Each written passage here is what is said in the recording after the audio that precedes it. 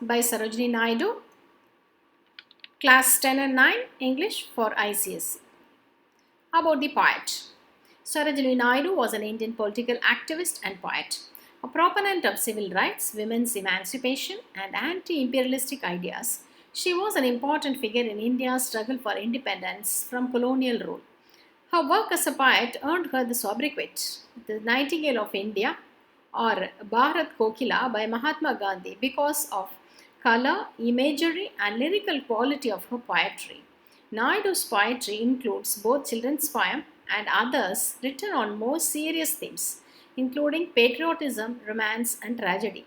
Published in 1912 in the bazaars of Hyderabad, remains one of her most popular poems. Bangle Sellers. Stanza 1.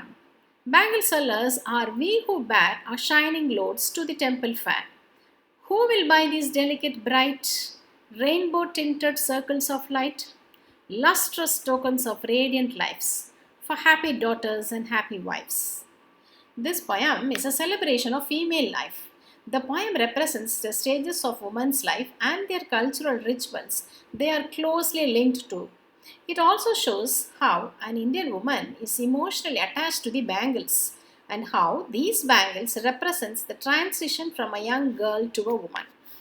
In this stanza, the bangle sellers are present at the temple fair to make a trade for their bangles and are calling out to the people to buy them.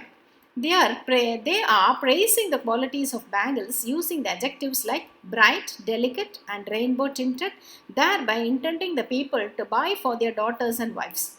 Bangles are bought on special occasions and are considered a symbol of happy lives of Indian womanhood.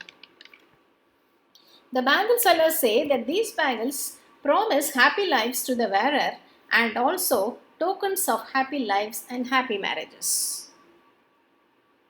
Stanza 2. Some are meet for maiden's rest, silver and blue as the mountain mist. Some are flushed like the buds that dream on the tranquil brow of a woodland stream. Some are aglow with the bloom that cleaves to the limpid glory of newborn leaves. In this stanza, the bangle sellers are talking about the different kinds of bangles that they have, which cater to different types of women. Some of these bangles are suited for a maiden's wrist, who is an unmarried girl or a young girl, and they are silver and blue in color. Here, silver and blue are compared to the mountain mist and they represent the freshness and beauty of young maidens.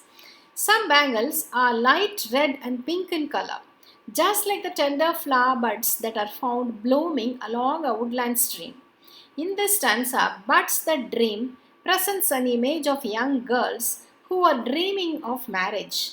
The bangle seller also have some green colored bangles which are compared to newborn leaves because such leaves are pure, fresh and yet to see the world just like the maiden. This stanza shows the youthful stage in a woman's life and represents the fact different colored bangles are worn by women in different phases of their life in Indian society. Stanza 3. Some are like fields of sunlit corn, meet for a bride on her bridal morn. Some, like the flame of a marriage fire, are rich with the hue of her heart's desire, tinkling, luminous, tender and clear, like her bridal laughter and bridal tear. In stanza 3, she speaks about the yellow bangles that look like a field of sunlit corn. Field of sunlit corn, this phase describes the look of the bride in the day of her wedding. The bride needs to look brighter than everyone else on her wedding day. The bangle sellers also have some red and orange colored bangles which represent the desire and wishes of the newly married bride. Tinkling, luminous, tender and clear. Here, the bridal laughter refers to the happiness of starting a new life, and here the bridal tear refers to the pain and separation from her parents. This describes the transition of life from a young girl to a wife. Stanza 4. Some are purple and gold-flecked grey, for she who journeyed through life midway, whose hands have cherished, whose love has blessed. the cradled sons on her faithful breast, and serves her household in fruitful pride, and worships the gods at her husband's side. In this last stanza, the speaker describes the life of a woman after marriage. The bangle sellers are selling some purple bangles with gold and grey flecks. This color describes the life of a woman who has journeyed through the life and raised her children well, helped her husband in all good and bad phase of their life. The purple color represents the pride and honor, and the grey color represents the maturity of a middle-aged woman.